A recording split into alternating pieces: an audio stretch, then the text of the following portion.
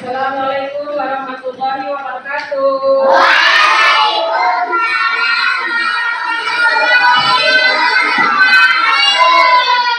Apa kabar kalian semua hari ini? Alhamdulillah, luar biasa. Alhamdulillah. Apa kalian semua dalam keadaan sehat? Sehat, Bu. Siapa yang nanti tidak sakit tidak hadir? Ya.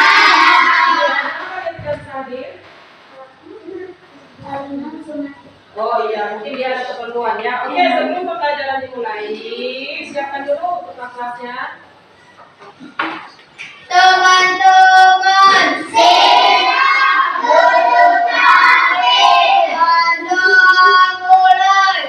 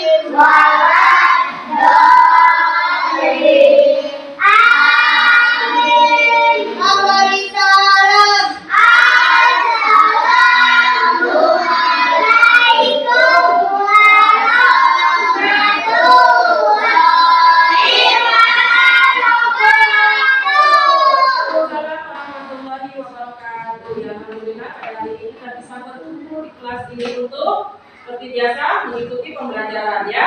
Sebelum pembelajaran dimulai, Ibu mau absen dulu kalian satu persatu ya. Yang Ibu absen nanti ya acungkan tangannya ya. Yang pertama Joda. Yang kedua Kolbi. Lanjutnya Ahmad. Tidak hadir. Selanjutnya Alula. Selanjutnya Afia. Selanjutnya Lisa. Selanjutnya Sakila. Selanjutnya Binta. Selanjutnya Darwin. Iya hadir. Oke. Selanjutnya siapa lagi? Abid. Ya. Selanjutnya Zikra. Ya, oke, semuanya hadir ya. Alhamdulillah kita semua hadir dalam keadaan sehat walafiat. Sebelum pembelajaran dimulai, seperti biasa kita membacakan surat Al-Fatihah ya. Oke, silakan. 1, 2, 3.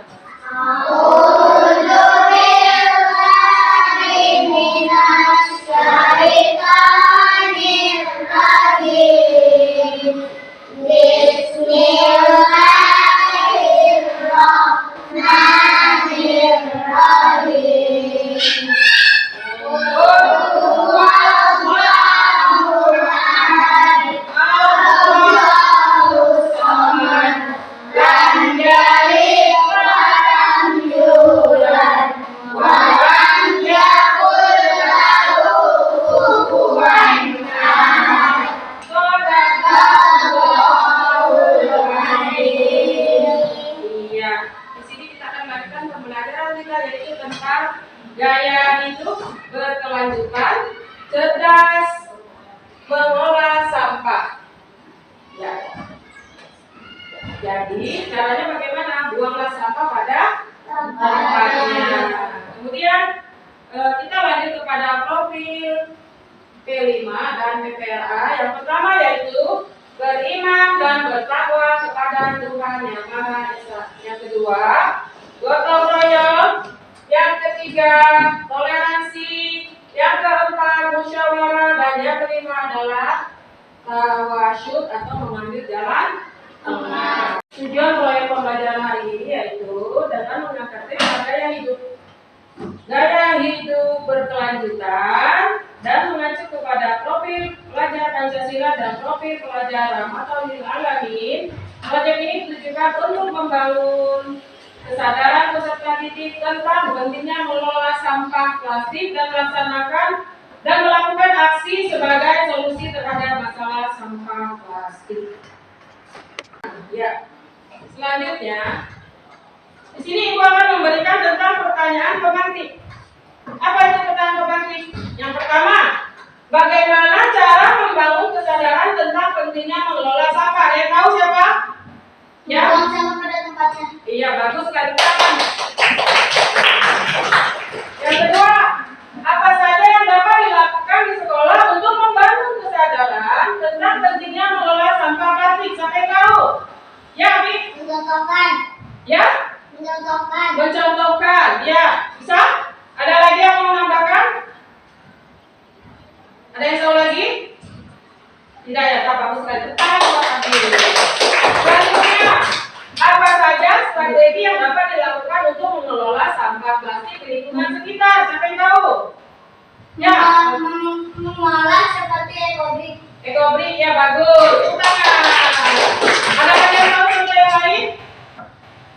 Misalnya ketika kalian menemukan bungkus-bungkus kopi ya, ada bungkus kopi, ada bungkus ciki, bungkus permen, itu bisa kita olah menjadi barang kerajinan, misalnya buat kembang ya, buat seperti mainan, bisa kan?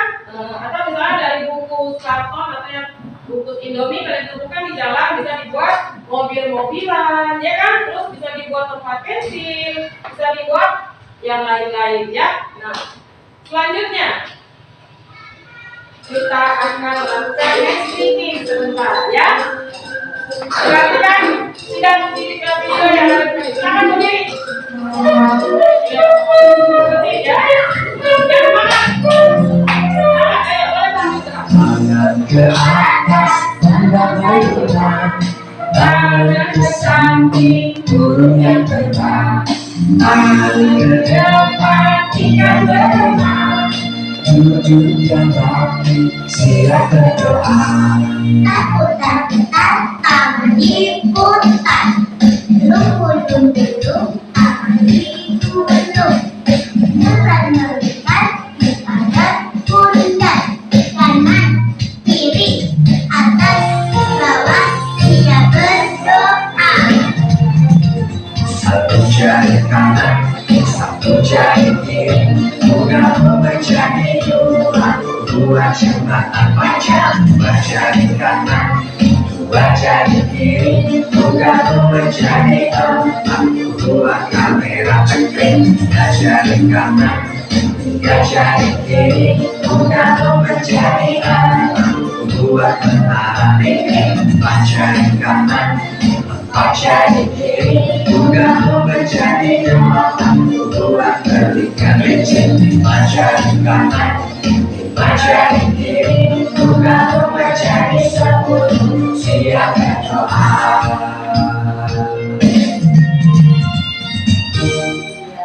Itu tadi adalah definisi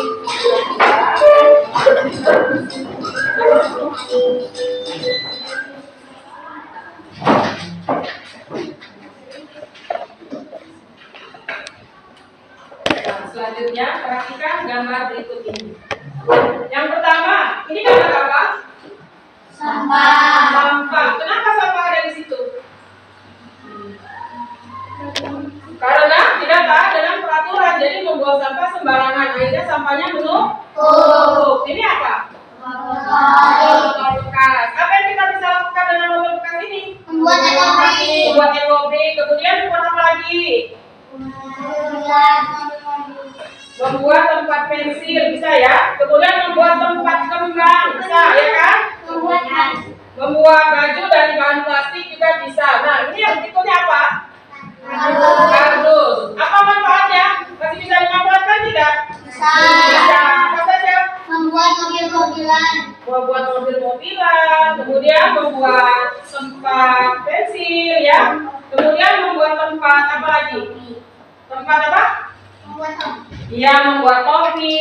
Terus selanjutnya membuat kotak-kotak yang bisa dimanfaatkan, seperti contoh ada di belakang tuh banyak sekali contoh-contohnya dari bahan-bahan bekas yang kita bisa manfaatkan di sekolah ini ya. Nah, berikutnya apabila tadi bahan-bahan bekas itu tidak diolah dengan baik atau membuangnya sembarangan ke dalam kali atau selokan, maka apa akibatnya? Banjir. Ya, yang pertama dapat menyebabkan banjir. Kemudian yang kedua, banyak penyakit. Ya, penyakit akan timbul apabila lingkungan kita tidak bersih dan tidak sehat. Ini akan menyebabkan penyakit di sekitar kita, ya. Nah, selanjutnya kita lihat di sini ada, masih muter ya.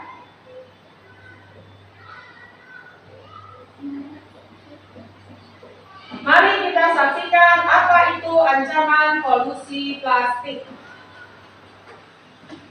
Pernahkah kalian menyadari berapa banyak jumlah plastik sekali pakai yang kita gunakan setiap harinya? Mulai dari tas belanja plastik, sedotan plastik, kemasan makanan dan minuman, serta masih banyak lagi produk berbahan dasar plastik yang lainnya. Lalu, kemanakah semua sampah plastik yang kita gunakan itu berakhir?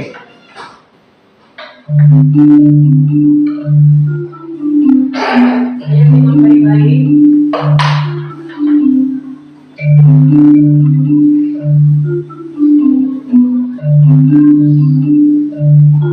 Plastik, material berkarakter ringan dan tahan lama ini pasti akrab dijumpai dalam keseharian kita.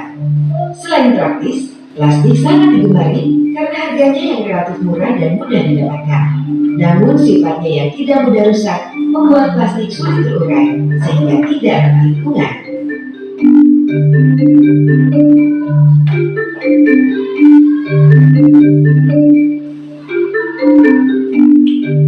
Sebagian plastik berasal dari material alami seperti minyak bumi dan karet yang dimodifikasi secara kimia.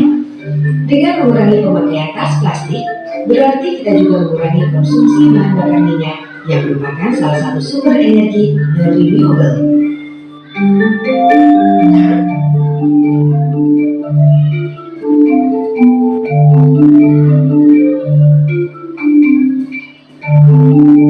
Plastik membutuhkan waktu puluhan hingga ratusan tahun untuk dapat terurai secara alami.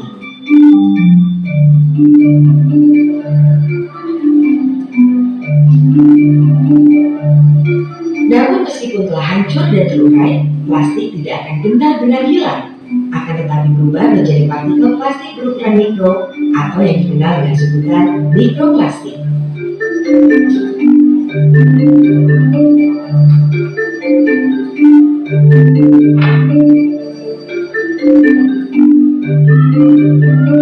Bisfenol A atau BPA dan phthalate atau DEHP merupakan zat yang terkandung di dalam plastik. Berbagai penelitian menyatakan bahwa kedua zat kimia ini berdampak buruk terhadap kesehatan karena berpotensi merusak hormon dan sistem reproduksi. Bahkan bersifat karsinogenik apabila terakumulasi secara terus-menerus di dalam tubuh.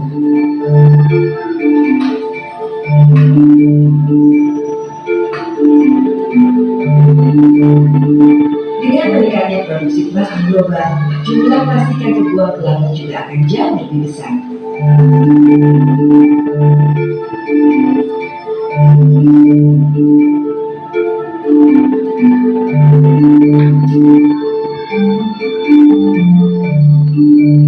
Hewan laut yang menjadi bagian dari rantai makanan akan menelan plastik termasuk partikel racun di dalamnya, yang kemudian pada akhirnya kembali ke atas piring yang kita makan.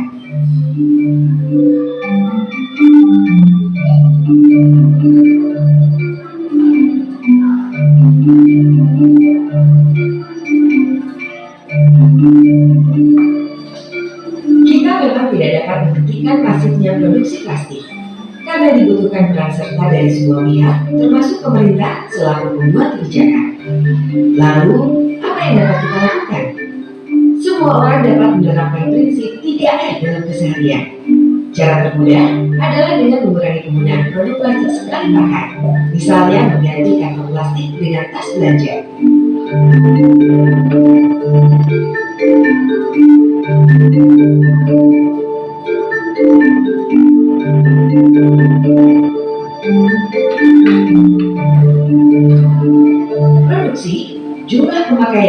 dan pencemaran lingkungan akibat limbah plastik nyatanya kian hari makin bertambah banyak. Bisakah kalian membayangkan bagaimana nasib bumi beberapa tahun mendatang apabila kondisi ini terus-menerus terjadi? Pilihannya ada pada kita. Satu perubahan kecil dapat berdampak besar. Maka, mulailah dari diri kita sendiri mulai saat ini.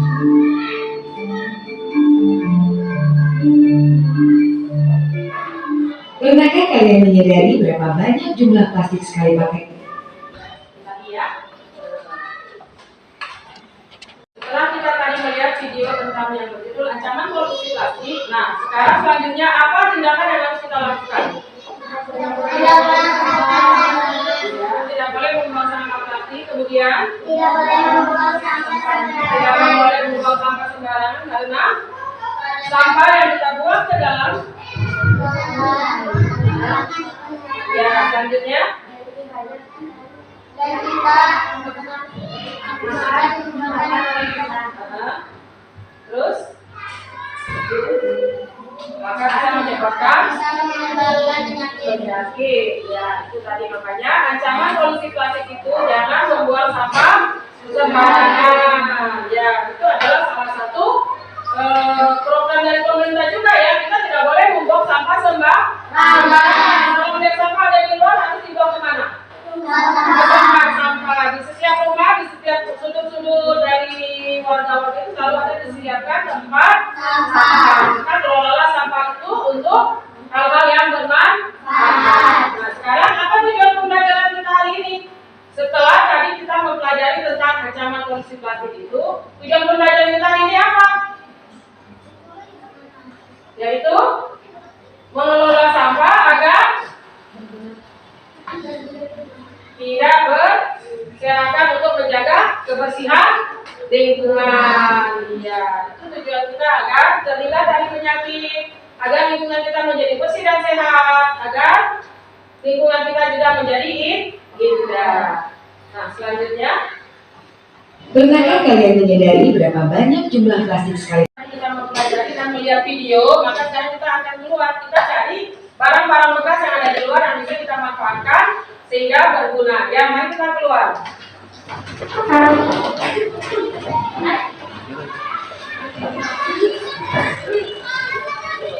Silakan kalian cari barang yang bisa kalian temukan yang dapat kita gunakan sehingga menjadi barang yang bermanfaat.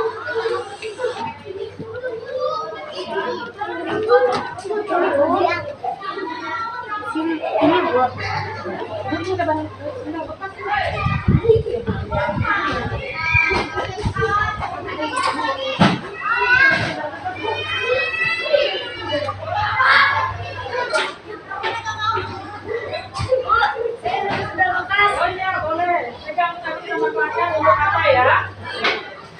Ya,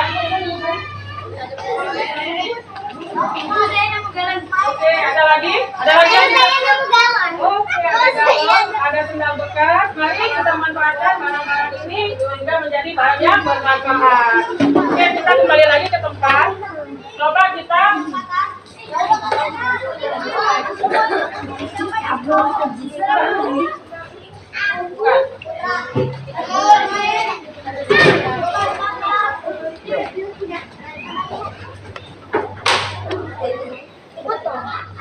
Halo guys. Halo guys. Balik lagi.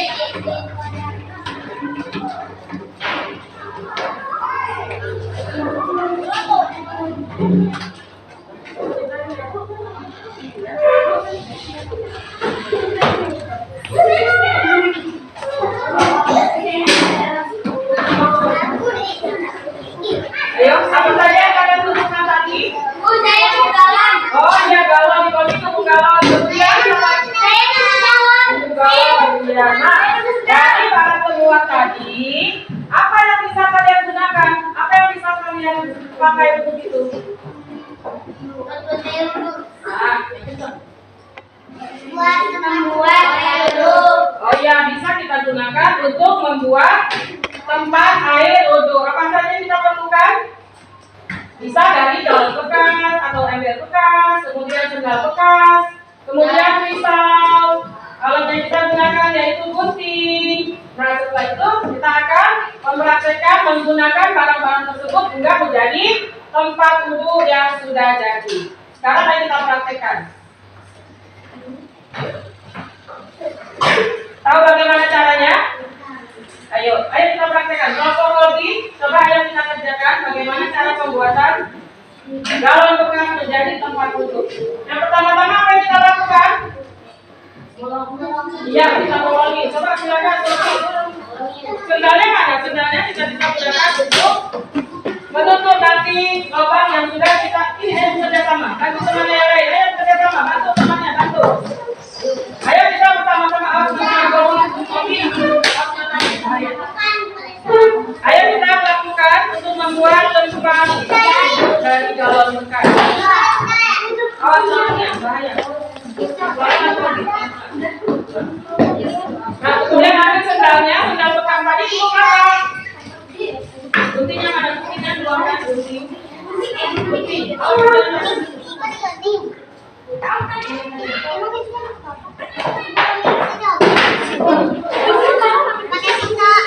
Ya, kemudian ambil gunting mana guntingnya? Keluarkan guntingnya.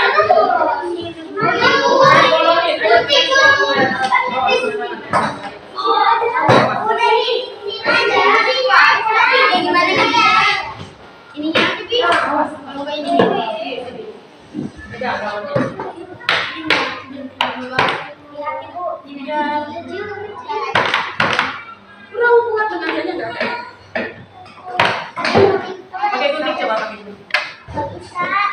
Awas bahaya panjang.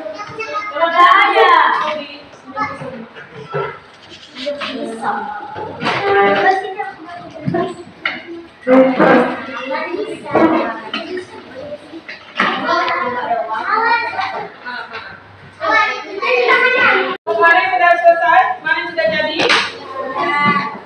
Coba ayo mana? Contohnya Robi sudah selesai. Sudah. Coba ibu mau lihat.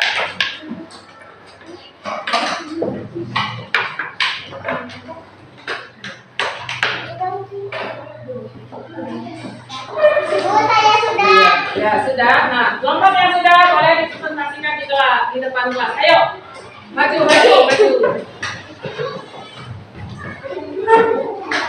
Kalian jelaskan apa yang tadi kalian temukan dan apa manfaatnya, apa gunanya.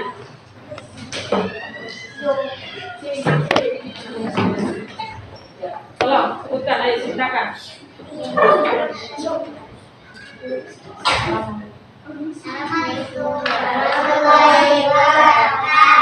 Waalaikumsalam warahmatullahi wabarakatuh.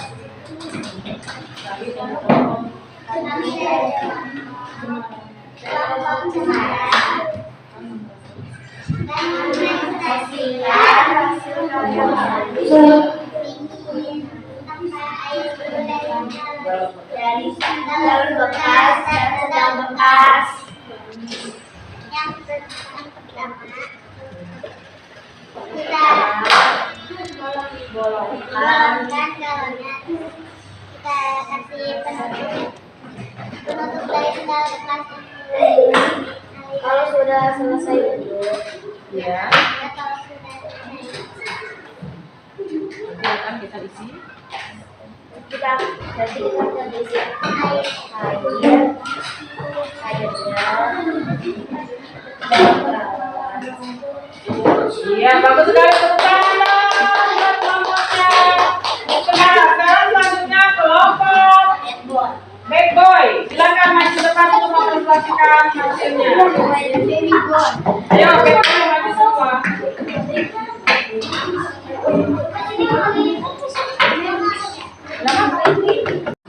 Kami di sini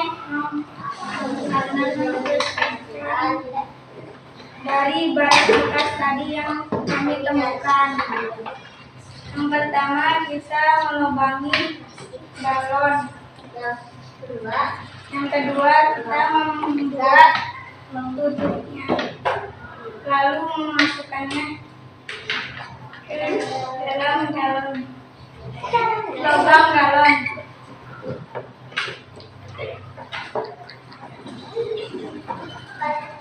Alhamdulillah tadi kita sudah mempraktekkan memanfaatkan barang bekas yang bisa bermanfaat, yaitu untuk membuat tempat wudhu ya. Nah, apa gunanya? Yang pertama yaitu apabila di sekolah atau di tempat kalian, di rumah kalian itu mati lampu, jadi ini galon bisa kalian isi dengan air. Nanti ketika akan berwudhu, kalian bisa menggunakan air ini untuk wudhu. Kemudian apabila musim hujan atau musim kemarau tidak ada air, ini galon bekas ini bisa kalian gunakan untuk menyimpan air ya. Nah, selanjutnya apa lagi? Banyak manfaatnya dari galon bekas ini yang bisa kalian gunakan.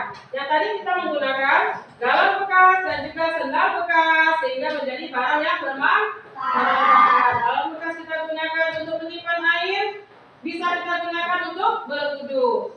Sedangkan tadi sendal bekasnya kita bisa gunakan untuk menutup lubang.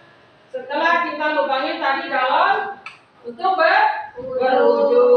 Iya, itu adalah tadi manfaatnya. Nanti bisa kalian gunakan lagi barang-barang bekas yang lain untuk menjadi barang yang bermanfaat ya. Tidak hanya bisa galon, bisa dari ember bekas atau cat air ya. Banyak yang bisa kalian gunakan atau kita manfaatkan sehingga menjadi barang yang bermanfaat. Nah, demikian pembelajaran untuk hari ini.